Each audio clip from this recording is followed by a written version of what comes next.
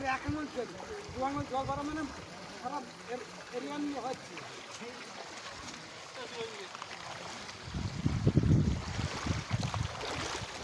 জল কিন্তু যখন জল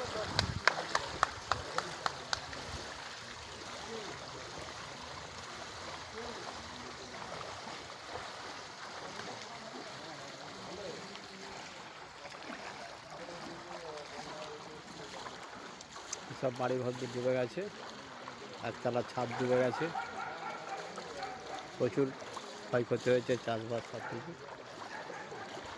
বুঝতে পারছেন পরিস্থিতি খুবই খারাপ।